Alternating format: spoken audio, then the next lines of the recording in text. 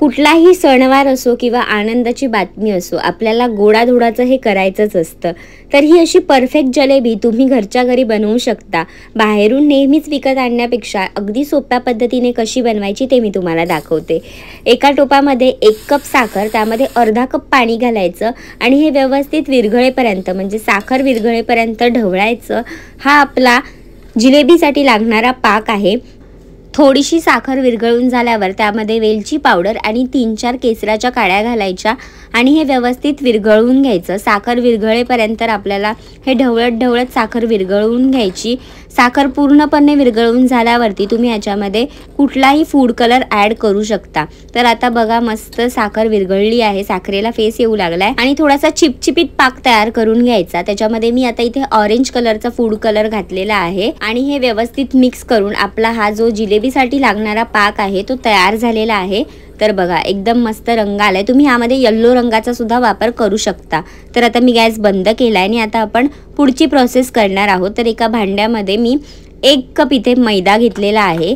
मैद्यामध्ये मी 1 चमचाभर इथे तूप घालते किंवा बटर तुम्ही घालू शकता. 1 चमचाभर घालायचं आहे. त्याच्यामध्ये 1 अख्खं पॅकेट इनोचं घालायचं आहे. इनो फ्रूट सॉल्ट जो असतो तोच ह्याच्यामध्ये ॲड करायचा आणि हाताने हे सगळं व्यवस्थित मिक्स करून घ्यायचं आहे.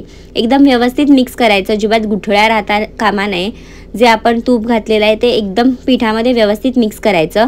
ह्याच्यामध्ये सुरुवातीला अर्धा कप पाणी घातलं आहे आणि हे व्यवस्थित आता मिक्स करून घेते. सगळं पाणी एकत्र घालायचं नाही, त्याच्यामुळे मग जलेबीचं जे आपलं बॅटर आहे ते खूप पातळ होईल. त्यामुळे थोडं थोडं करत पाणी घालायचं आहे. सुरुवातीला मी अर्धा कप घातलं होतं, त्यानंतर पुन्हा अर्धा कप घेतलं पण ते अगदी थोडं थोडं करत घालते.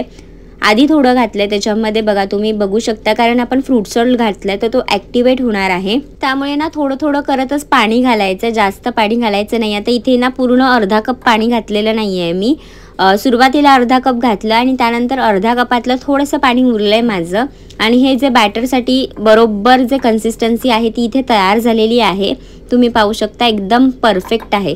मिश्रण जे आहे ना ते असं थोडं थोडंच पडलं पाहिजे, एकदम सरसरीत नाही तयार करायचं आहे. तर आता आपल्याला जिलेबी तयार करण्यासाठी तुम्ही पायपिंग बॅगचा सुद्धा वापर करू शकता, जी दुकानामध्ये केक शॉपमध्ये आपल्याला मिळते ती सुद्धा वापरू शकता.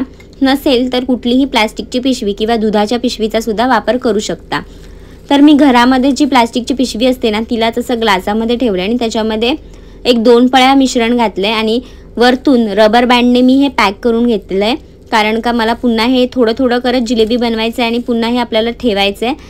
वरचं जे टोक आहे ते थोडंसंच कट करायचं आणि बघा एकदम परफेक्ट आता जो कोन आहे आपला तो तयार झाला आहे. तेल गरम करून घ्यायचं, एकदम असं मीडियम गरम असलं पाहिजे आणि त्याच्यामध्ये आपण जलेबी करायची आहे. जर तुम्ही पहिल्यांदा करत असेल तर थोडासा पहिला जो बॅच असेल ना तो पटकन येत नाही. तर आता बघा इथे मी पहिल्यांदाच करते, त्याच्यामुळे माझा जो फर्स्ट बॅच होता ती जी जलेबी होती ती थोडीफार ओकेच बनली. तर थोडा वेळ ना आपल्याला पलटी करायचं नाही, जलेबीला सेट होऊ द्यायचं आहे तेलामध्ये. 1 मिनिटानंतर ना ही व्यवस्थित तेलामध्ये सेट होते आणि मग पलटून घ्यायची. क्रिस्पी जाणवली ना जलेबी की मग काढून घ्यायची, म्हणजे थोडासाच जलेबीचा रंग चेंज झाला पाहिजे.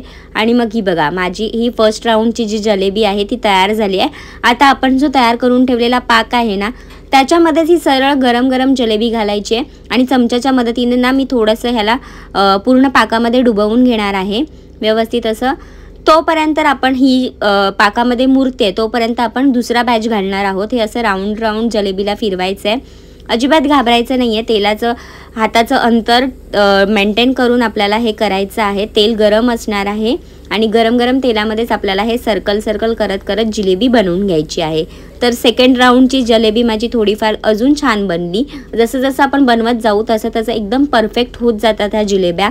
आता सेकंड राऊंडची झाली की पहिला जो बॅच आपण घातलेला आहे पाकामध्ये ती जिलेबी काढून घ्यायची एका प्लेटमध्ये आणि मग पुन्हा त्याच पाकामध्ये आपला जो सेकंड राऊंड तयार झाला आहे ना तळून तो ह्याच्यामध्ये घालायचा. आता ही जी प्रोसेस आहे ना तीच पुन्हा रिपीट करायची. आता मी एक जी बॅच आहे ती ह्या पाकातून काढून घेते. काय सुंदर रंग आलाय जिलेबीला बघताय ना. आता पुन्हा दुसऱ्या बॅचची जी जिलेबी तयार झाली आहे तळून ती ह्याच्यामध्ये घालते.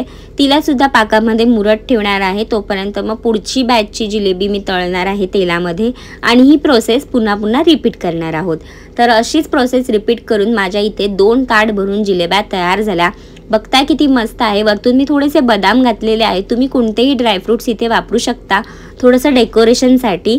आणि मग मस्त आतमध्ये बघा, बाहेरून क्रिस्पी आणि आतमधून एकदम मस्त ज्युसी ही जिलेबी बनून तयार होते. जर तुम्ही मयुरीज किचनला अजूनपर्यंत सबस्क्राईब केलेलं नसेल तर लगेच करा. आणि तुम्हाला माझी रेसिपी आवडली असेल तर लाईक करा, शेअर करा. एकदम क्रिस्पी आणि आतून एकदम ज्युसी अशी ही जलेबी बनवून घरीच तयार होते.